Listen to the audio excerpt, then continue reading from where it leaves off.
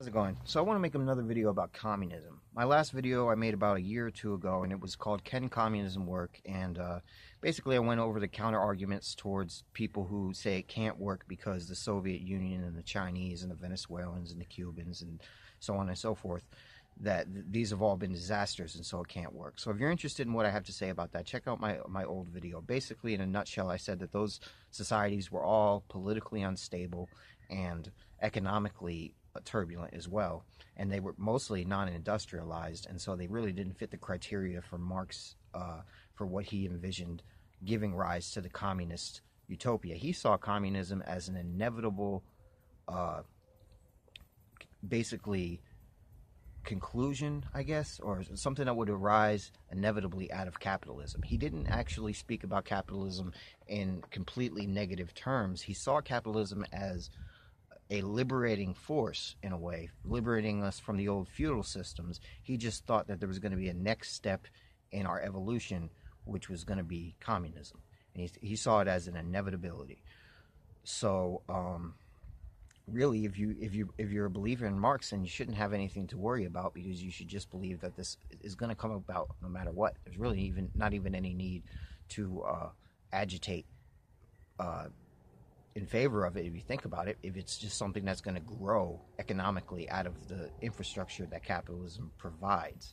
But that's another story. I won't get too bogged down on that. And in this video, I want to focus more on the arguments people make in favor of communism, saying that it can work based on some small-scale communes that exist and some small-scale experimental societies that have existed, and also over the long course of human evolution, the fact that the primitive hunter-gatherer tribes that we evolved from had this basic communal structure. So these talking points have been in the communist arsenal going back to the 1800s, probably going all the way back to Marx. And basically, the earliest instantation or whatever of this sort of argument, I think, in Russia was in the 1800s, when people were looking for hope for communism in Russia, when they saw the nature of these communal farms that the majority of the Russian population lived on, that were largely egalitarian in their structure. So people saw this and they said, look, these people are already naturally inclined to cooperate and share, and so maybe a socialist state is possible in Russia. And so they went there and they tried to educate, i.e. indoctrinate, these Russian peasants into the communist worldview, and it just didn't work, because these were a backwards sort of country folk, sort of religious and just folksy people who were just used to living life the way that they lived it, and they didn't really care much for visionary politics or ideology. And also, they were used to their communes, but they weren't used to this sort of idea of this global society that the communists were preaching about. So they didn't manage to indoctrinate the peasants for the most part. And then when the Soviets seized power and they needed to bring the peasants under order, they sort of oscillated between a sort of tolerance of the peasants in their current structure to needing the peasants to basically come under the heel of the state and be part of the state in as so much as having the whole agrarian system be basically state run, and all of them working basically for one giant commune. This was known as collectivization. And so basically the idea was to collectivize all of the crops.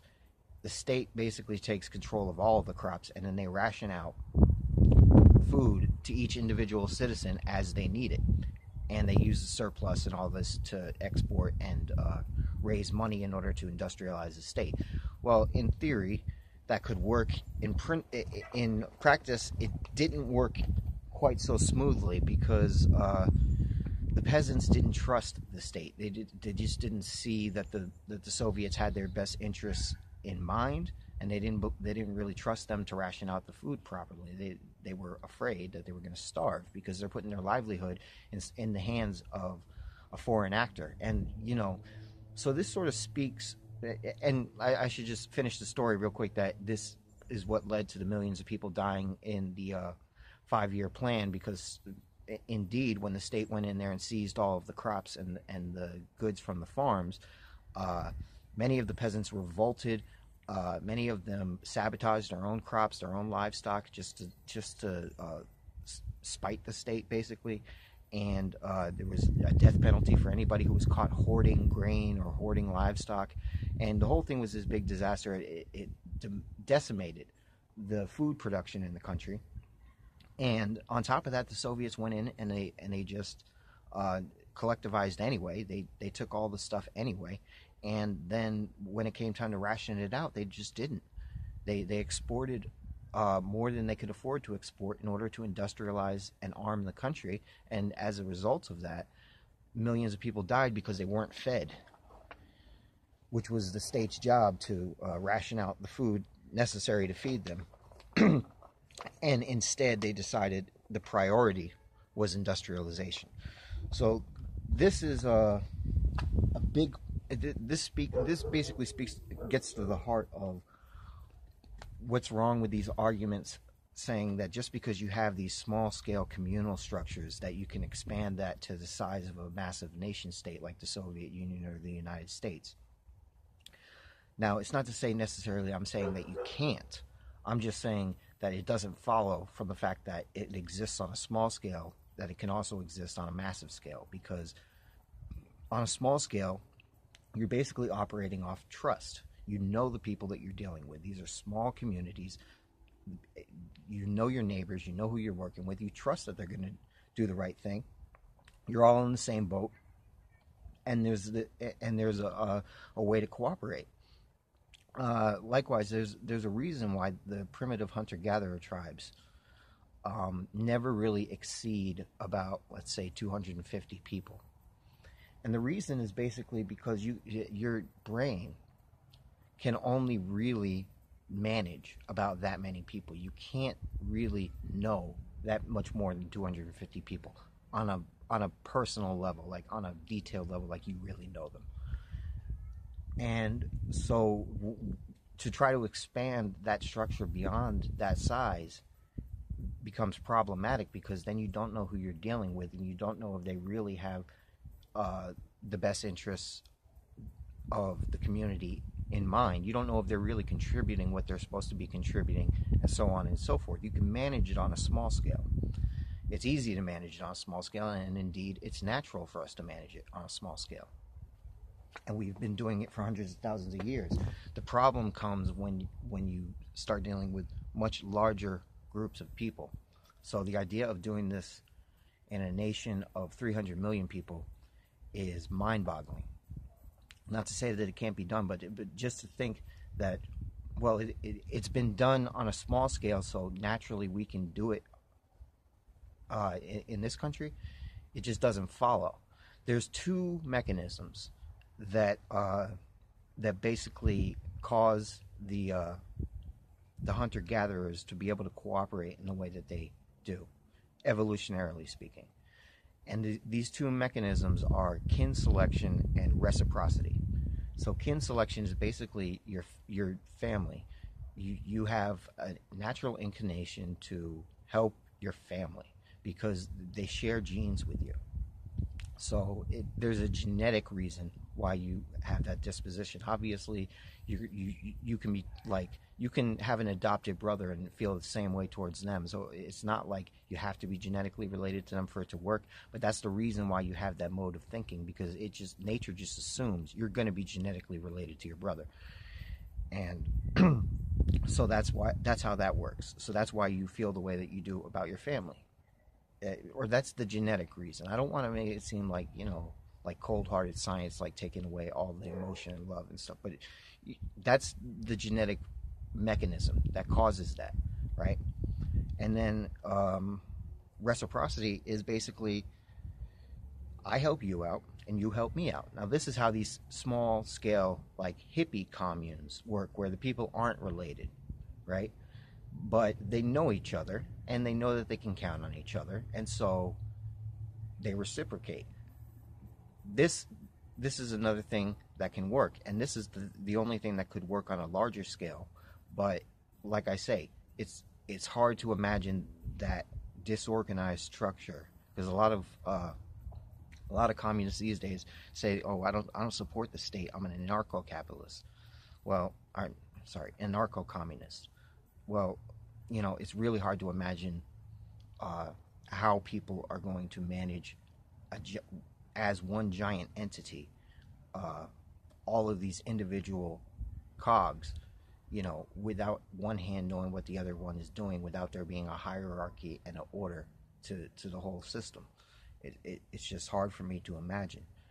Um, Hierarchies manifest and are used in systems like that and in structures like that because they happen to work. There's a reason why every military is a strict hierarchy. There's a reason why every company is a strict hierarchy. And people always come and say, "Oh no, there's these co-ops and stuff that's an alternative to these companies." And it's like, okay, fair enough. If that works on a small scale, as it does for those people, fair enough for them. But what I'm saying is that if you could do that and outcompete the Walmarts and the Googles and the Amazons of the world, then why wouldn't you just go ahead and do it? They're it's like these people are making this business work, and they're doing it like based on the desire to have that kind of structure, and that's good, but it's not the most competitive type of structure, and it won't win against a Google or an Amazon or Walmart, etc. So I think that hierarchy has its place and serves a purpose in society, and yeah. And the other thing is, like, people point out, like, oh well, what about in the Spanish Civil War? There was there was this anarcho-communist who didn't have a military, and this and this and this. It's like, yeah, what happened to them? Oh, they were taken over by the other communists and by the fascists. Well, I mean, that's kind of the point, isn't it? You can't not have a military and expect not to get taken over. So yeah, those are basically my thoughts about communism, anarcho-communism, all that stuff. Any anarcho anything, I think is silly. Anarchy is just stupid to me. Anarchy to me is a transitory state from one order to another. It's not a permanent thing. It's chaos, is what it is. The idea of anarcho-capitalism, no. Anarcho-communism, no. I don't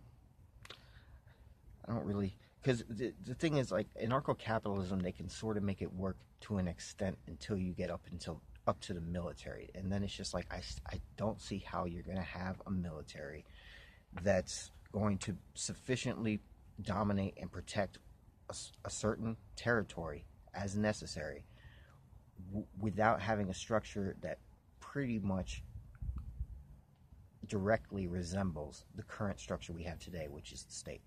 It's like you're just going to call it by another name, but it's going to be doing the same thing. Then to me, that's not really anarchy. But I'm getting off topic. Yeah, that's pretty much all I had to say about communism.